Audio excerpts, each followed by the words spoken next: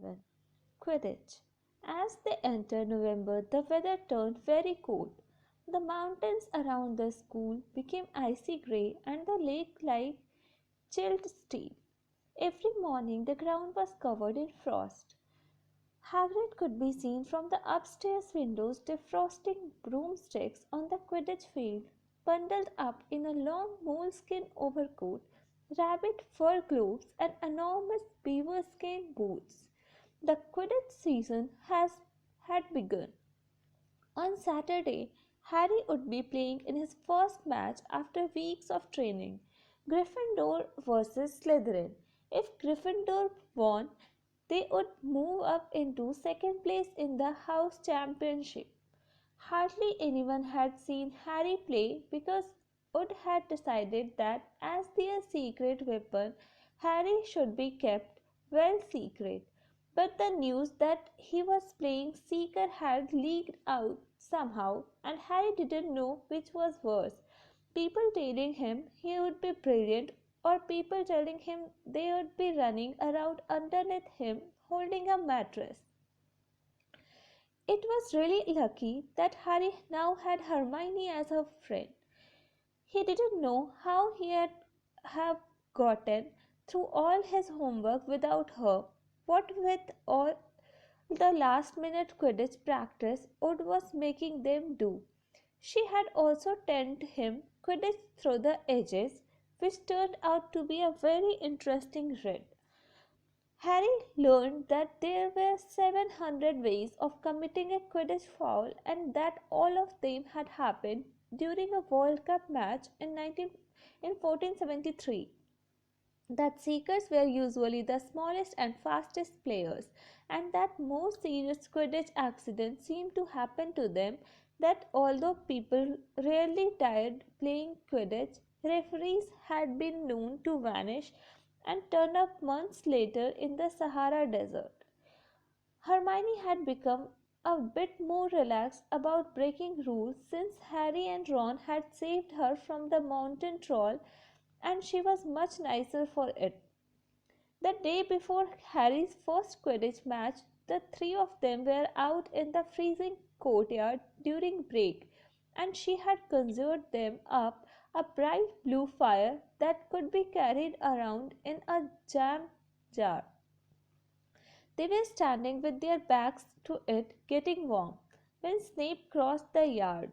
Harry noticed at once that Snape was limping. Harry, Ron, and Hermione moved closer together to block the fire from view. They were sure it wouldn't be allowed. Unfortunately, something about their guilty faces caught Snape's eye. He limped over. He hadn't seen fire, but he seemed to be looking for a reason to tell them off anyway. "What's that you have got there, Potter?" It was Quidditch through the ages. Harry showed him. "Library books are not to be taken outside the school," said Snape. "Give it to me. 5 points from Gryffindor." "He had just made that rule up," Harry muttered angrily as Snape limped away. "Wonder what's wrong with his leg?" "Don't know, but I hope it's really hurting him," said Ron bitterly. The Gryffindor common room was very noisy that evening. Harry, Ron, and Hermione sat together next to a window. Hermione was checking Harry and Ron's charms homework for them. She would never let them copy. How will you learn? But by asking her to read it through, they got the right answers anyway. Harry felt restless. He wanted Quidditch through the edges back to take his mind off his nerves about tomorrow. Why should he be afraid of Snape? Getting up, he told Ron and Hermione he was going to ask Snape if he could have it. "Better you than me," they said together. But Harry had an idea that Snape wouldn't refuse if there were other teachers listening. He made his way down to the staff room and knocked. There was no answer. He knocked again. Nothing. Perhaps Snape had left the book in there. It was worth a try. He pushed the door ajar and peered inside, and a horrible scene met his eyes. Snape and Filch were inside alone. Snape was holding his robes above his knees. One of his legs was bloody and mangled. Filch was handing Snape bandages. Blasted thing, Snape was saying. How are you supposed to keep your eyes on all three heads at once? Harry tried to shut the door quietly, but Potter? Snape's face was twisted with fury as he dropped his robes quickly to hide his leg. Harry gulped. I just wonder if I could have my book back. Get out! Out! Harry left before Snape could take any more points from Gryffindor. He sprinted back upstairs. Did you get it? Ron asked as Harry joined them. What's the matter? In a low whisper, Harry told them what he had seen. You know what this means? He finished breathlessly. He tried to get past that three-headed dog at Halloween. That's where he was going when we saw him. He's after whatever he's its garden, and I'd bet my broomstick he let that troll in to make a diversion. Hermione's eyes were wide. No, he wouldn't, she said. I know he is not very nice, but he wouldn't try and steal something Dumbledore was keeping safe. Honestly, Hermione, you think all teachers are saints or something? Snapped Ron. I'm with Harry. I wouldn't put anything past Snape. But what's he after? What's that dog guarding? Harry went to bed with his head buzzing with the same question. Neville was snoring loudly, but Harry couldn't sleep. He tried to empty his mind. He needed to sleep. He had to. He had his first Quidditch match in a few hours. But the expression on Snape's face when Harry had seen his leg wasn't easy to forget. The next morning dawned very bright and cold. The great hall was full of the delicious smell of fried sausages and the cheerful chatter of everyone looking forward to a good Quidditch match. You have got to eat some breakfast. I don't want anything. Just a bit of toast? Fiddled Hermione. I'm not hungry. Harry felt terrible. In an hour's time, he would be walking onto the field. Harry, you need your strength, said Seamus Finnegan. Seekers are always the ones who get clobbered by the other team. Thanks, Seamus, said Harry, watching Seamus pile ketchup on his sausages. By 11 o'clock, the whole school seemed to be out in the stands around the Quidditch pitch. Many students had binoculars. The seats might be raised high in the air, but it was still difficult to see what was going on sometimes. Ron and Hermione joined Neville, Seamus, and Dean the West Ham fan up in the top row. As a surprise for Harry, they had painted a large banner on one of the sheets Scabbers had ruined. It said Potter for president, and Dean, who was good at drawing, had done a large Gryffindor lion under it. Then Hermione had performed a tricky little charm so that the paint flashed different colors. Meanwhile, in the locker room, Harry and the rest of the team were changing into their scarlet Quidditch robes. Slytherin would be playing in green. Wood cleared his throat for silence. Okay, men, he said. And women, said Chaser Angelina Johnson. And women, Wood agreed. This is it. The big one, said Fred Weasley. The one we have all been waiting for, said George. We know Oliver's speech by heart. Fred told Harry, we were on the team last year. Shut up, you two, said Wood. This is the best team Gryffindor's had in years. We are going to win. I know it. He glared at them all as if to say, or else. Right, it's time. Good luck, all of you. Harry followed Fred and George out of the locker room and, hoping his knees weren't going to give way, walked onto the field to loud cheers. Madam Hook was referring. She stood in the middle of the field waiting for the two teams, her broom in her hand. Now I want a nice fair game, all of you, she said. Once they were all gathered around her, Harry noticed that she seemed to be speaking particularly to the Slytherin captain, Marcus Flint, a sixth year. Harry thought Flint looked as if he had some troll blood in him. Out of the corner of his eye, he saw the fluttering banner high above, flashing Potter for president over the crowd. His heart skipped. He felt braver. Mount your brooms, please. Harry clambered onto his Nimbus 2000. Madam Hook gave a loud blast on her silver whistle. 15 brooms rose up, high into the air. They were off, and the quaffle is taken immediately by Angelina Johnson of Gryffindor. What an excellent chaser that girl is, and rather attractive too. Jordan, sorry, Professor. The Weasley twins' friend Lee Jordan was doing the commentary for the match, closely watched by the Professor McGonagall. And she is really belting along up there. A near pass to Alicia Spinnet, a good find of Oliver Earth's last year, only a reserve. Back to Johnson, and no, the Slytherins have taken the quaffle. Slytherin captain Marcus Flint gains the quaffle and off he goes. Flint flying like an eagle up there. He is going to no, stopped by an excellent move by Gryffindor keeper Wood, and the Gryffindors take the quaffle. That's Chaser Katie Bell of Gryffindor there. Nice dive around Flint, off up the field, and ouch! That must have hurt. Hit in the back of the head of a bludger.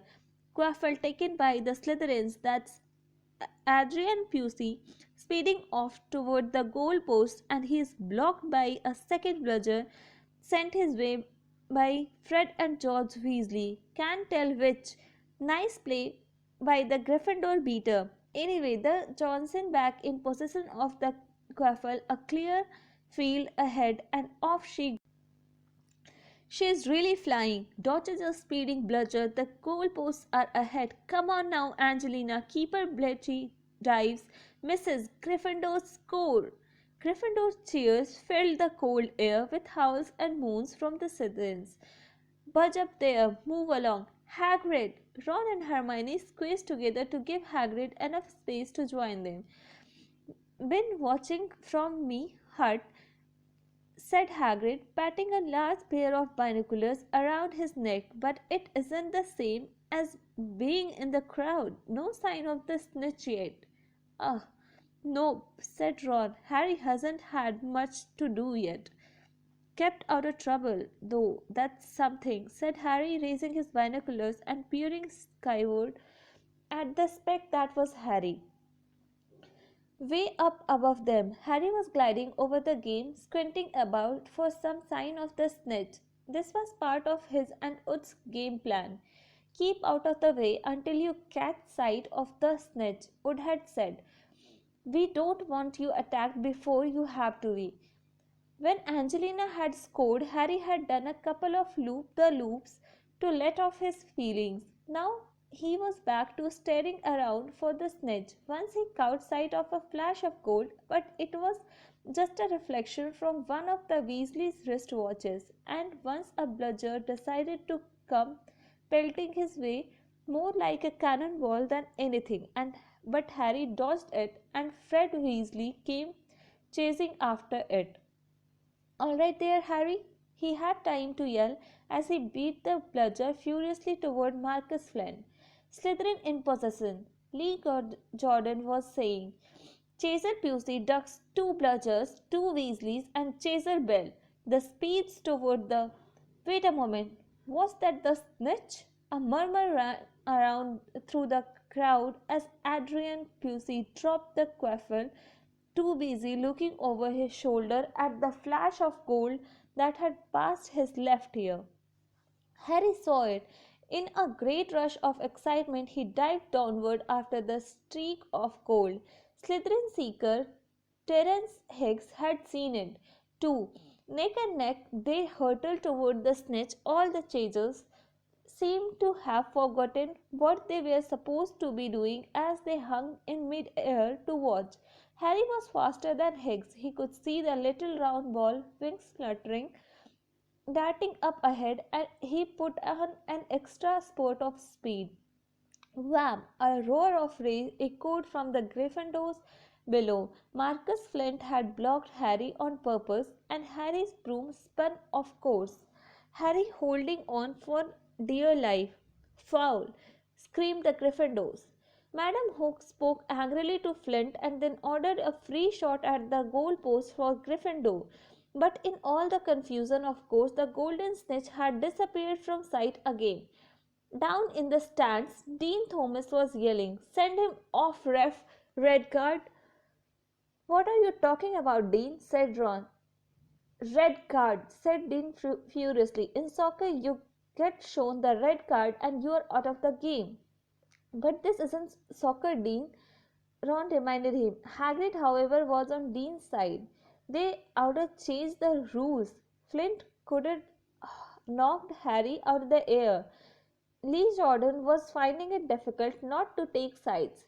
So after that obvious and disgusting bit of cheating, "Jordan," growled Professor McGonagall, "I mean after that open and revolting fall, Jordan, I am warning you."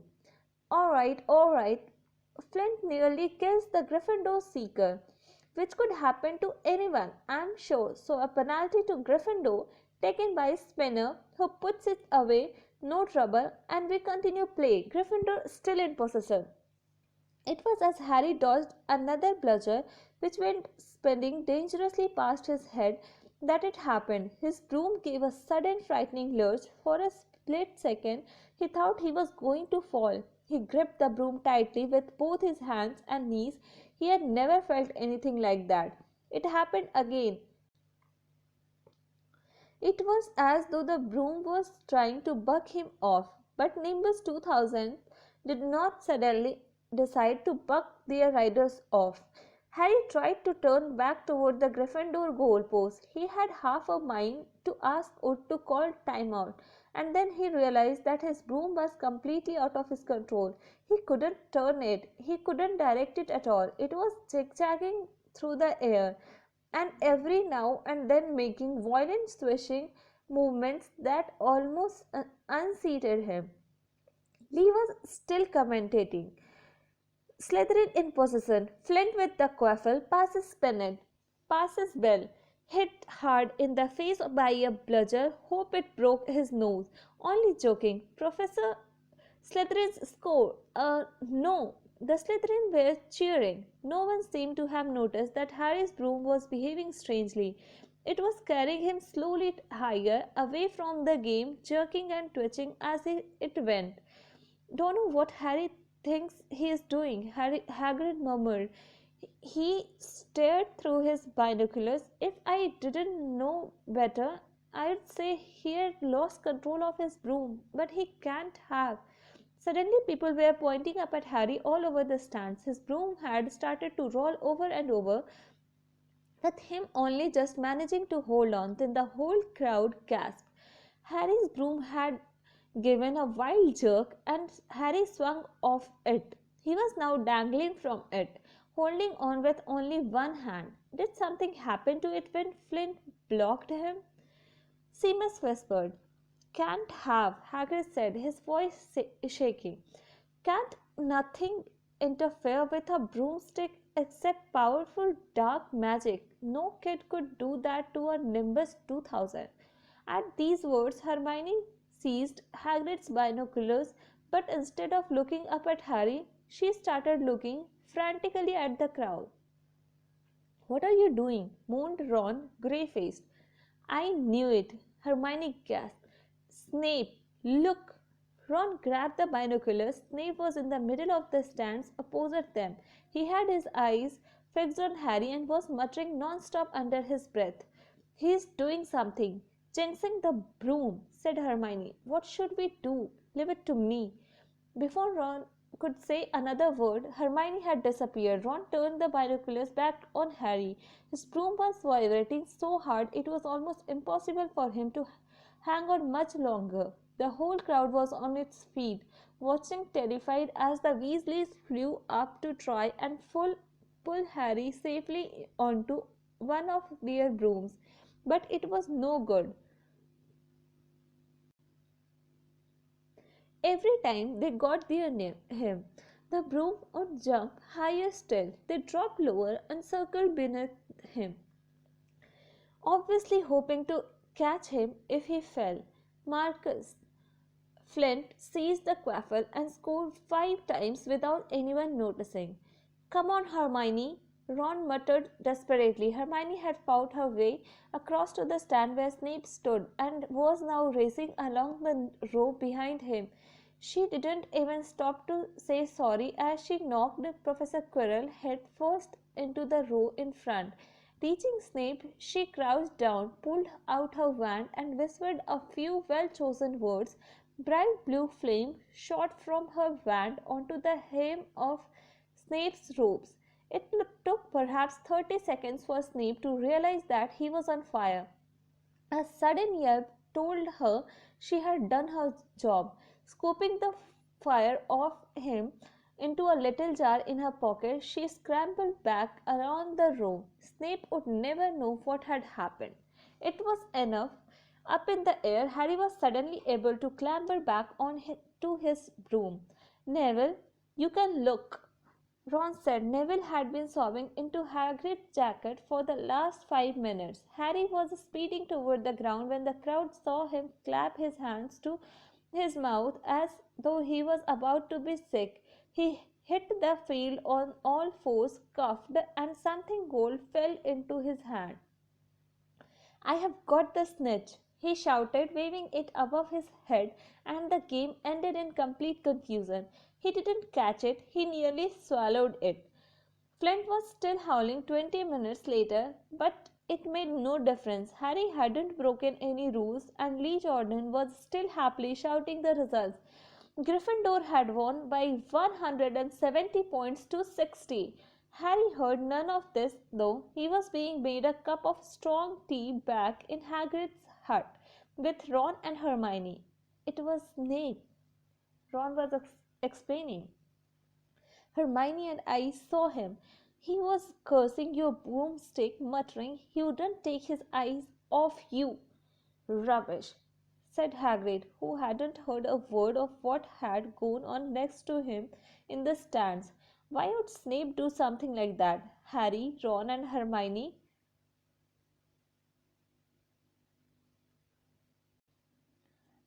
looked at one another, wondering what to tell him. Harry decided on the truth. I found out something about him, he told Hagrid. He tried to get past that three-headed dog on Halloween. It bit him.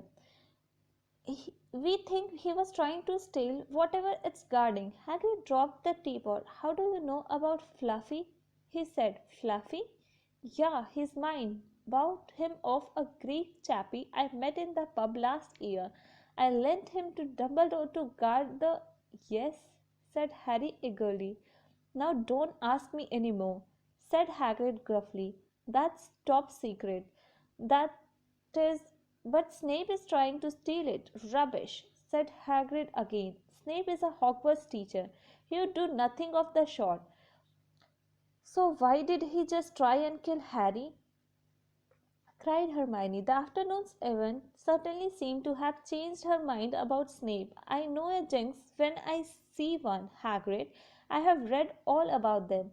You have got to keep eye contact, and Snape wasn't blinking at all. I saw him. I'm telling you, you're wrong, said Hagrid hotly. I don't know why Harry's broom acted like that, but Snape wouldn't try and kill a student. Now listen to me, all three of you. You're meddling in things that don't concern you. It's dangerous. You forget that dog, and you forget what it's guarding. That's between Professor Dumbledore and Nicholas Flamel. Aha, said Harry. So there is something called Nicholas Flamel involved, is there? Hagrid looked furious with himself.